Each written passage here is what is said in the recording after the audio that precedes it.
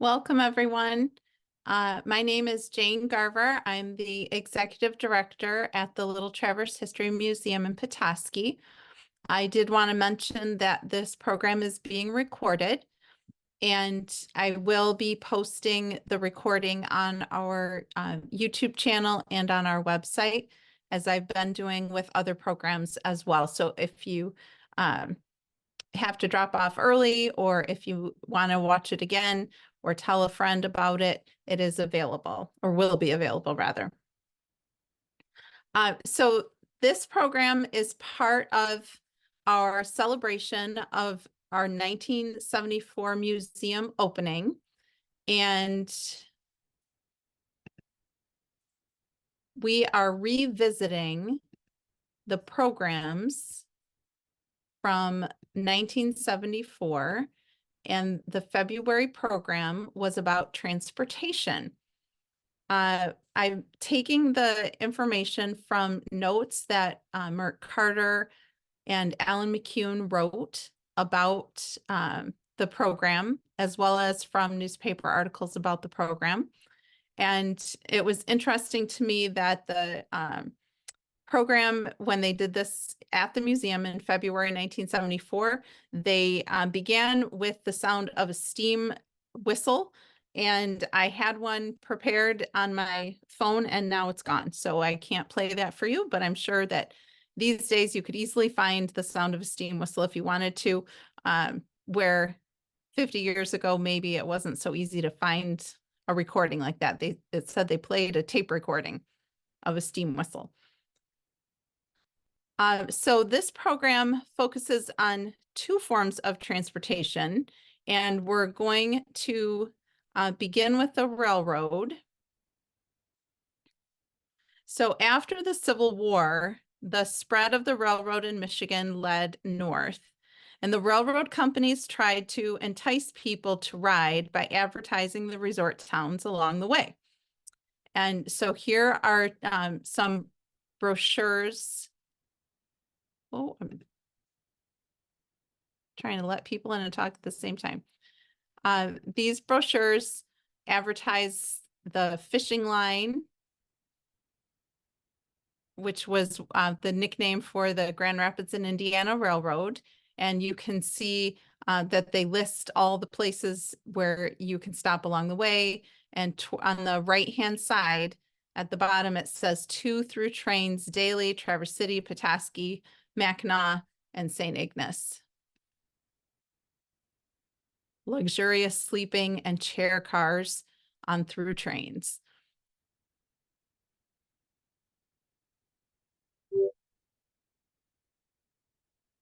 Here's another one, the Chicago and West Michigan, which came a little later.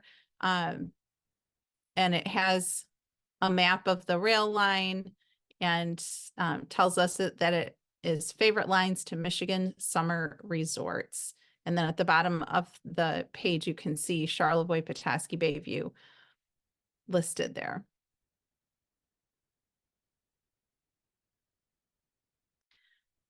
The Grand Rapids and Indiana Depot was built in 1873. The first train into Petoskey was an inspection train that arrived November 25th, 1873. And that had a train load of officials on it, including the governor of Michigan, John J. Bagley. And then at that time, Petoskey was the last stop on the Grand Rapids and Indiana Railway line. The first passenger train came in on December 31st of that year. I think that the railroad had a deadline. They had to make it to Petoskey by 1873. And so they came in with a passenger train on the 31st of December. In the spring of 1874, the GR&I began a regular schedule of 3 or 4 trains per week from Grand Rapids.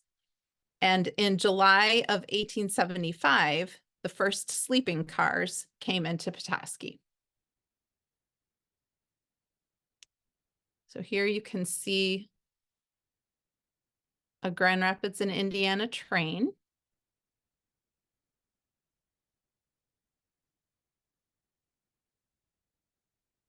and some timetables that we have in our collection. And many of these pieces were shared at that 1974 meeting at the museum, according to the article in the paper.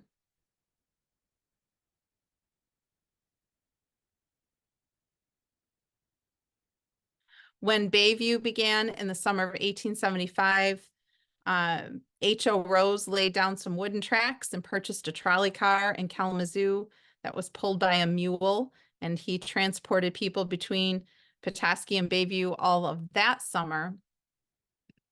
After that, they began using the dummy train or the commuter, and we have different pictures. Sometimes the open air cars with bench seating, sometimes with a little roof but open sides. So there were a couple different variations on that train that just went back and forth around the bay all summer, several times a day, stopping at all the little resorts along the way. And this ticket here in the lower right-hand corner is a summer commutation or commuter ticket. Good only on the suburban trains.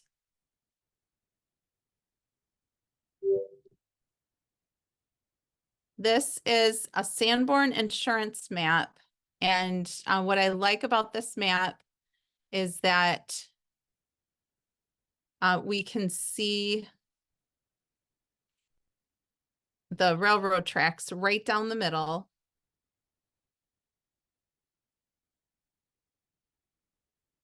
And then the yellow in the center is the Cushman Hotel. So of course, if you took the train to Petoskey, you would need a place to stay, and you wouldn't want to have to go too far when you got off the train. So hotels like the Cushman House were built right near the railroad tracks, right near the depots. So I love this picture of the Cushman. The Cushman was opened in 1875. This picture is from 1907. But it opened in 1875 to coincide with the arrival of the GR&I. It was open year-round most years, not all the time. The two-story porch was 254 feet long and 12 feet wide. And it looks like a lovely place to sit, but you need to remember that there were 4 sets of railroad tracks running right down the park right there across from the porch. So it might not have been as relaxing as it looks when you look at this picture. The hotel could accommodate 250 guests. The dining room seated 215. And Vice President Thomas Marshall, who was vice president under Woodrow Wilson, stayed at the Cushman many, many summers during hay fever season. During World War I, he was here at the Cushman. They added running water in 1877. They added electric lights in 1907. And when the Jackies, who were sailors, came to play in October of 1918 to promote the sale of Liberty bonds at the Cushman, they also brought with them the flu epidemic, which infected over 1,000 citizens, and the annex of the hotel was turned into a quarantine ward. This hotel burned in 1928, and the rest of it was torn down in 1933. Another hotel near the GR&I depot was the Arlington Hotel. And this one burned in June of 1915, right before the summer season began. And if you're interested in learning more about that, I have a whole video on our YouTube channel about the burning of the Arlington Hotel. And in the right-hand corner, you see a picture of the dining room, which is really rare because it was hard to get indoor pictures. So I love that picture. You can see all the people getting off the train, getting on the train. You can see the train right there in the picture of the hotel. I love that one. And from the GRNI depot, there was a bridge going across the tracks. So I think this photo is lovely because you can see all of the people. You can get a really nice look at the clothing and see the trains and a little glimpse of the neighborhood there in the back.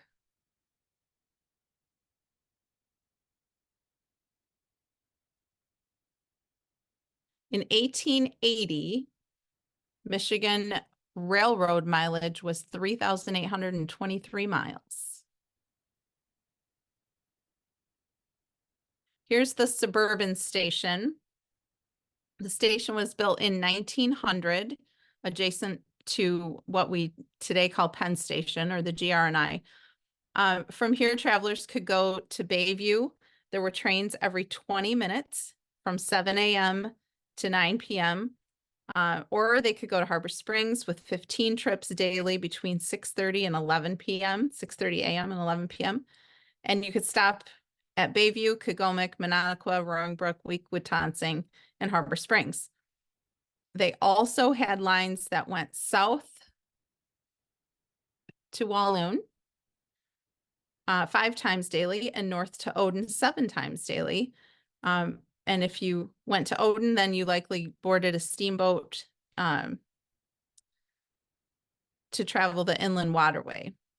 This station was an open air station, so it didn't have walls really. You can kind of see the openings there. But it did have benches for waiting passengers, a fruit stand, a newspaper stand, and the train carried 3 or 4 cars, seating 60 people per car because they mostly were seated on benches. The picture on the right, I also love because of the welcome arch there. And you can see, again, so many nice clothing pieces in the photograph. And you can also see the railroad crossing gate there.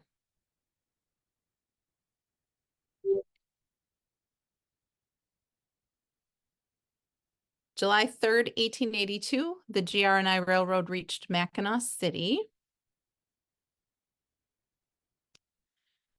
In June of 1885, the freight train ran over a cow, and we have at Boyne Falls, and we have this accident report in our archives. August of 1885, they handled 3,592 pieces of baggage, which sounds like a lot. When you're thinking about those big trunks, and we have several of those at the museum. If you visit us in the summer, you can see some of the big traveling trunks that people would have used. And all the hat boxes. The Chicago and West Michigan Railway was built in 1892. And I always think of this as ours because the museum is housed there, but of course it's not. The depot was built in 6 weeks, which amazes me because the building is a beautiful building today. Built in 6 weeks. The first trains arrived in late June. It later became the Pere Marquette and finally the C&O Railroad.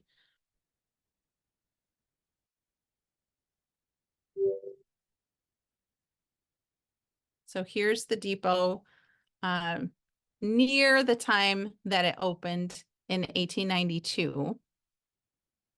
So you can see the open air platforms, which have been enclosed since we became a museum.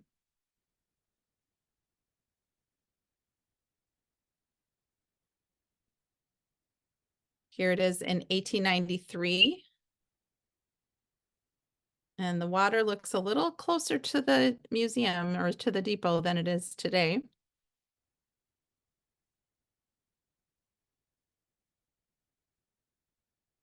Ten trains were operated daily between Petoskey and Charlevoix. They actually ran from Bayview to the Belvedere in Charlevoix. In 1895, here's a brochure that tells us we can leave Mackinac City at 9:50 a.m. on the direct route and get to New York City at 8:45 p.m. And there's a parlor and sleeping cars. And then this is a picture of Petoskey that same year from Rose Street.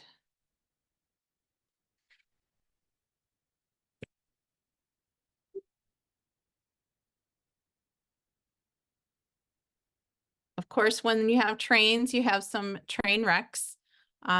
So this was an Alanson train wreck that happened, and flour, they were carrying loads of flour, and citizens were invited to take as much flour as they could carry because they were just trying to clean up the wreck. The lumber was also carried away and was used to build some sheds. Here's another accident. Of course, a photograph would be taken of something big like a train accident. So that's why we happen to have pictures of these.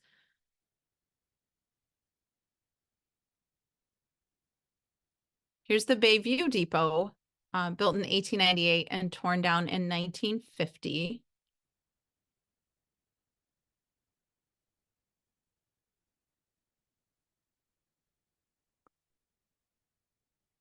In 1900, the Paramarquette Railroad created a consolidation of the Chicago and West Michigan, was created by a consolidation of the Chicago and West Michigan, the Flint, Detroit, and Grand Rapids and Western lines. And the caption on the back of this photograph says it's Aunt Ella Roberts with Grandma and Grandpa Harris and Mary. And that's all I know about them, but it's soon after somebody's wedding. They're at the what's now the museum.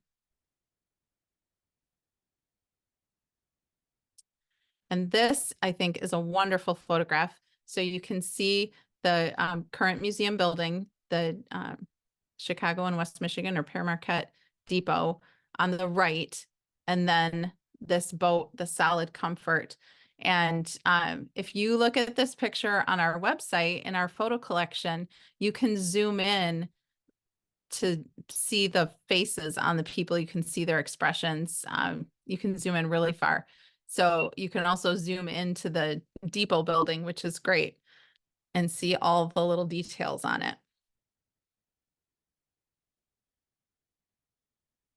The train turntable was built in 1901, and it's not here in Petoskey anymore, but it's at Greenfield Village. So if you go to Greenfield Village in Dearborn, you can see the train turntable that was once here, and they still operate it.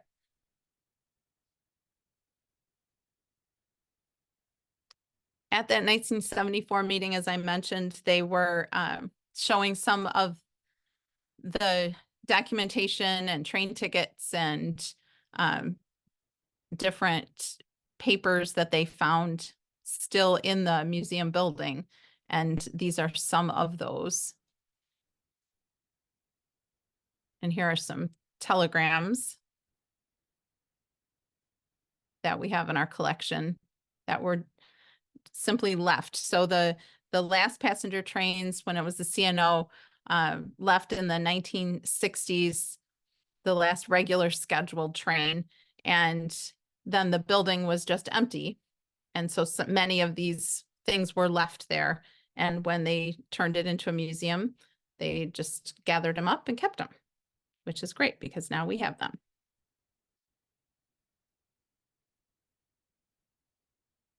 Here's the Bear River Bridge.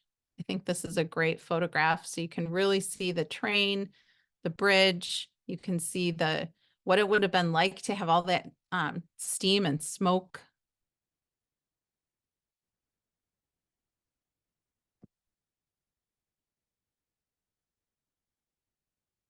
And I like this picture just because it actually was a person, all these train pictures and not too many people. This is from 1930 at the Walloon Lake Depot, and this is Nathan Griswold.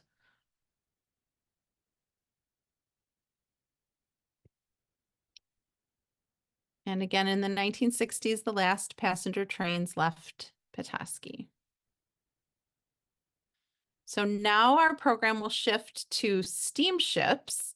And I love this photograph because we've got both a train and a ship in the same picture, and I think it's a great photograph.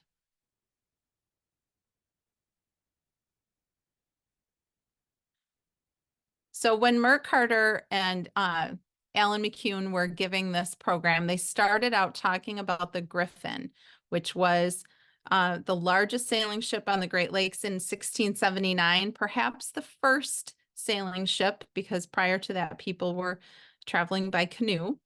The Griffin sank in Lake Michigan in September of 1679. It still hasn't been found, although some people in Charlevoix thought they found it a few years ago. After the Griffin, it was another 100 years before any other large ships were traveling on the Great Lakes. But after the opening of the Erie Canal in 1825, more and more ships arrived.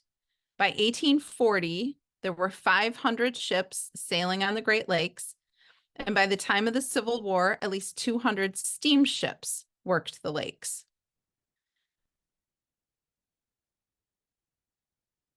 With the establishment of large summer colonies in 1874, many sail and steamships made Harbor Springs a regular port of call. Its deep, well-protected harbor made it a favorite port for freight and passenger boats alike. Our first newspapers started in about 1875, and there are news items about steamers almost that early. This one is from August of 1881, and it outlines the schedule of the Champlain and the Lawrence. You can get to Harbor Springs from Chicago in 2 days on the Champlain and the Lawrence. A one-way ticket is $6 and round trip $11. And it details steamers leave Chicago on Tuesdays and Fridays and arrive in Harbor Spring on Thursdays and Sundays.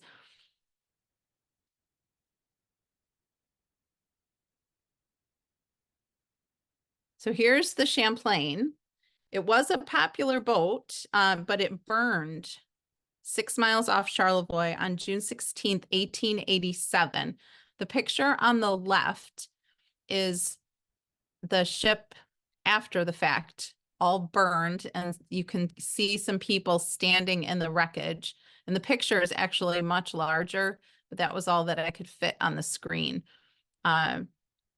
We have a scrapbook that's got some more pictures, and there were some postcards made as well. There were 56 known passengers and crew members aboard, and 34 of them were lucky enough to reach the shore safely. When the fire broke out in the engine room, Captain Casey ordered the ship headed toward Fisherman's Island, about 3 miles distant. About a mile from shore, it became grounded on a reef. It was impossible to get to the boat after she hit the reef, as flames engulfed the entire superstructure. Since the ship's passenger list and other forms of registration were lost in the flames, it could not be determined just how many lost their lives, but the newspaper accounts at the time listed at least 21 missing. Later, the hull was rebuilt, and that's the picture on the right-hand side. It was named City of Charlevoix, and later after that was known as the Kansas.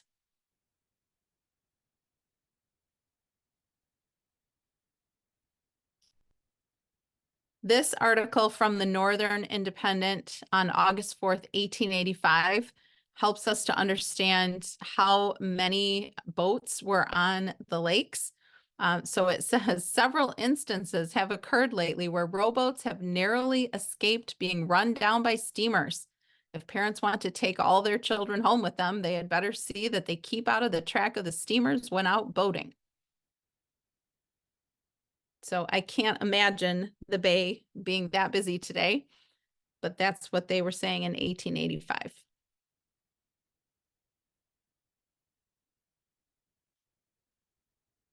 This is the steamship Lawrence.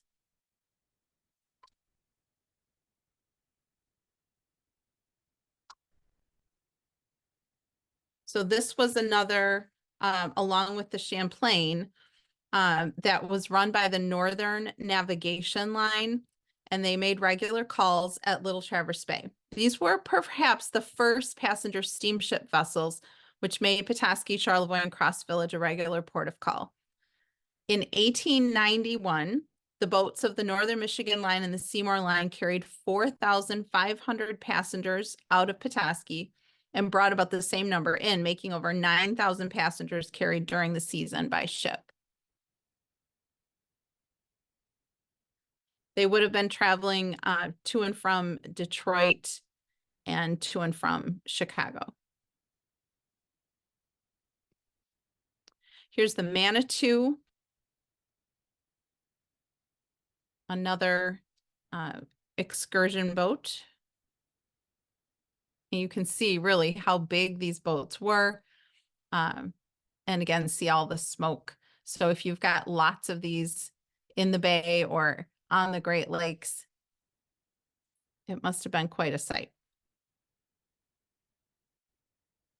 This is the Illinois.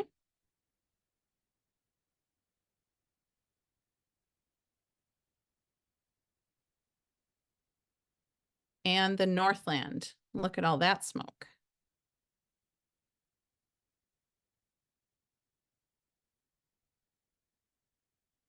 Here's the Puritan.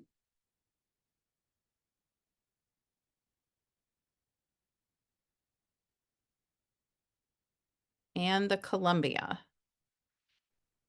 The caption on the top right says that this boat was taking a trip to the Ramona Park Hotel.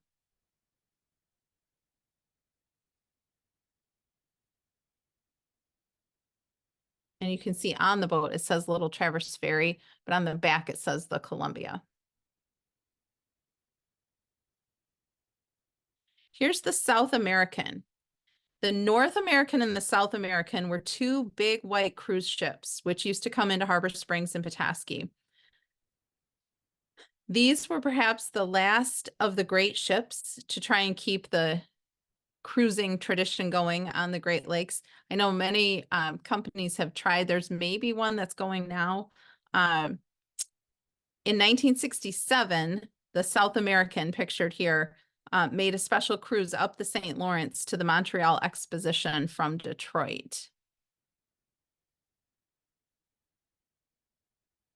This is the Lowell Thomas Explorer. This was mentioned in the 1974 program because Mert Carter had recently read that someone had purchased this boat and was going to start cruises on the Great Lakes again in 1974. I don't think it ever happened, but I was able to find a picture of the boat that he was talking about in his program. There were also many ferries that traveled across the bay between Harbor Springs and Petoskey, including the Petoskey and the Gracie Barker.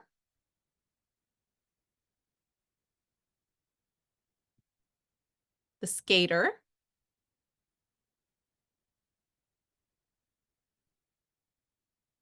And the Topanabee.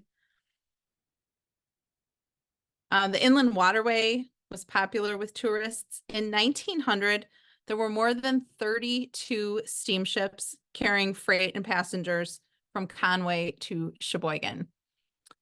We have models of the Topanabee, the Romeo, and the Juliet at the museum, not currently on display, but we do have the models, as well as many, many photographs of all of those. And I wanted to show you how to access our photo collection because almost all the photographs this evening were taken from Alan McCune's scrapbooks. So here's my slide to remind me to tell you that next month I'll be talking about early resort activities, including fishing and boating, the Hiawatha pageant, Bayview, the Opera House, and the circus. Mert Carter was very ambitious and talked about all those things in March of 1974. But now I'd like to share with you how to get into our photo collection. So on our website, if you go to collections, or if you come down here to the photo archive button, it takes you to the same place. Excuse me. And then you'll see this page. If you specifically want to see the Alan McCune scrapbooks, you'd want to go to Browse Collections. And then this shows you our photograph collection, the Floyd Earl McRae collection, the map collection, agriculture, and here's the McCune family scrapbook collection. And then you can view the items. So if you view them this way, you would just see them all here. You can click on an image. If you click on it again, it gets bigger, and you can even zoom in further. So you bet you didn't see there were people on the boat, but there they are. You can also search. So if you're interested in steamships, you can do a search up here in the right-hand corner.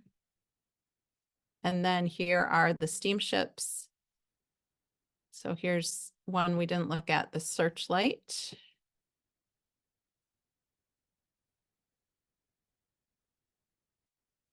And again, you can zoom in even closer and you can see the people on board. So I hope that you will explore our photo collection a little bit, because we have so many great photographs, and you're welcome to go through them anytime if you are interested. There's usually some information if we have it, but not always. Some of them, this one is from a glass plate negative, so it doesn't have anything written on the back, for example. But we can tell that it's the steamship Searchlight. So I'll stop sharing my screen. And if anyone has any questions, you're welcome to unmute yourself and ask, and I'll try to answer them. Or if you'd like to type in the chat, you can do it that way.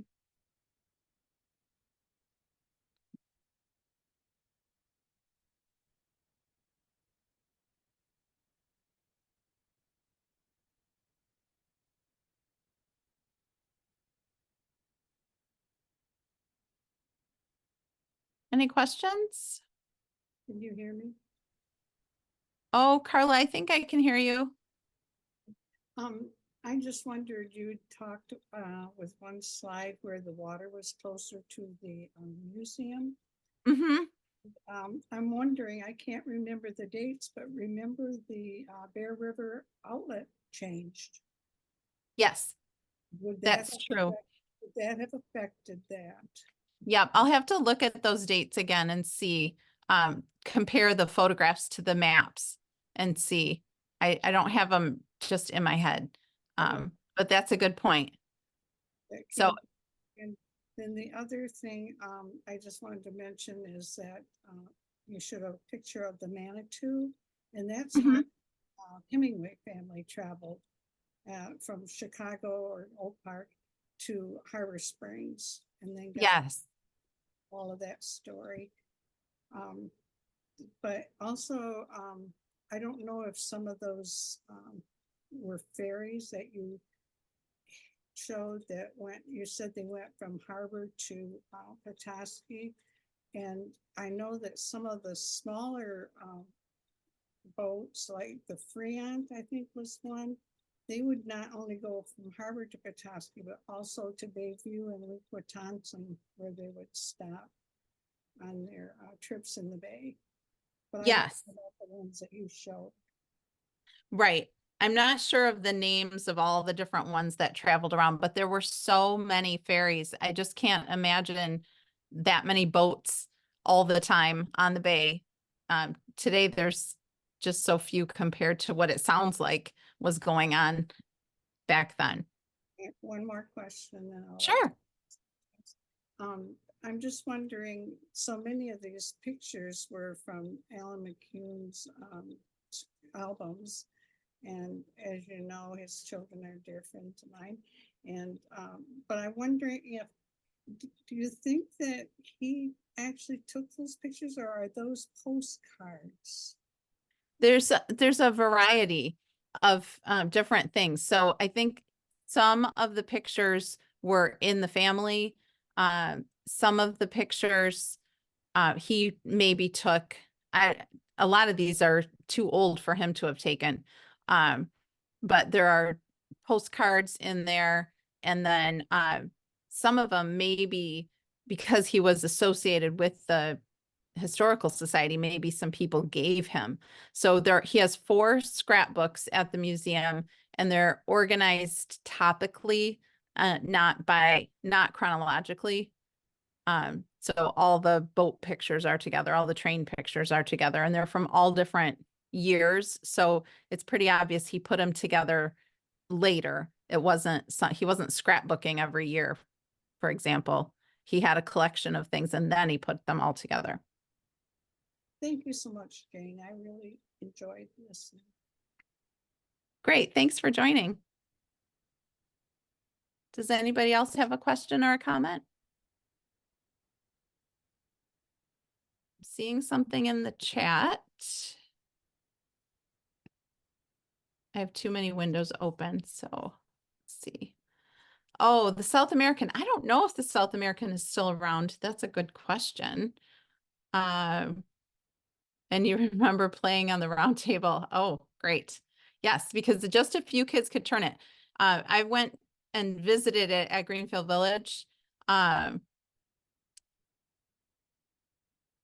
Oh, was there a smaller railroad round table down by the breakwater besides the one now at Greenfield Village?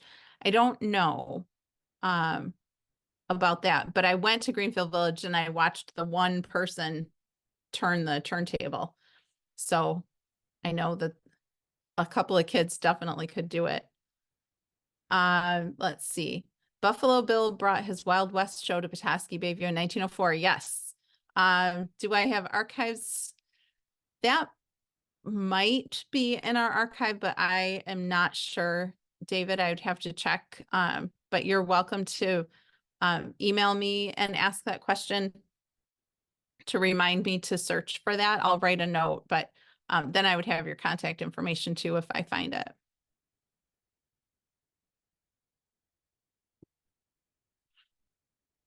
Any other questions? Jane? It's Carson. Yes. Yes. I don't want to interrupt someone else. No, you're fine. Okay, the other person mentioned about the roundhouse, and it reminded me, I wondered, the one that is now at Greenfield, is it, was that the one that was out by the stadium, or where was that located? As far as I know, it's the one that was down on the waterfront, just past where those condos are now. As far as I know, but I could definitely be wrong on that.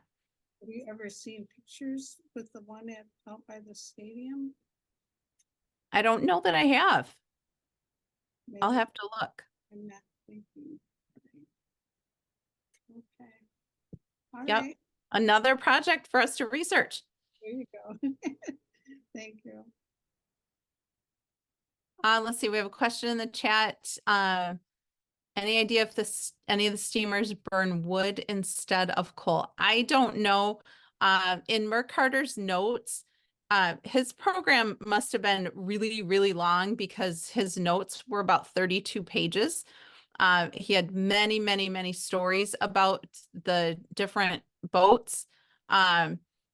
And there was one about a captain of a steamer who was always shoving rags into the holes. And I don't know, though, if it said something about burning wood, but it definitely said he was always afraid it was going to blow up. And I really don't know why he kept driving it around the bay, but he did.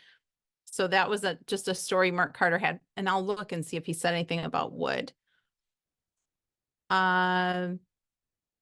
Oh, and Brenda says the turntable by where the condos are, Sunset Shores, is the one that's at Greenfield Village. Thank you, Brenda. Oh, the dummy train. David's asking about how many trips daily between Petoskey and Harbor. About 20 trips a day. Depends on the year. So there were some years it was really busy and it was just a constant back and forth. And other years, maybe not so many trips, but in the height of the season, in the height of train travel, about 20 trips a day. And it went, well, there was a spur of the train that went out tour to Lansing because you could ride the train to go to the Hiawatha pageant. And I'll be talking about that in March.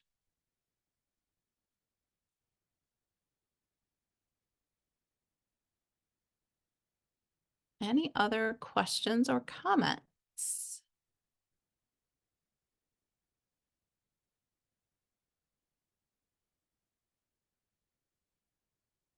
Well, I thank you for joining me, and I hope to see you in March for resort life and resort activities. I'll also be at the Harbor Springs Historical Society on March 7th to talk about the suffrage women, and on Zoom through North Central Michigan College to talk about the suffragists, if you're interested in that. So thanks for joining us tonight, and I look forward to seeing you online and this summer at the museum. Good night, everyone. Thank you. Thank you.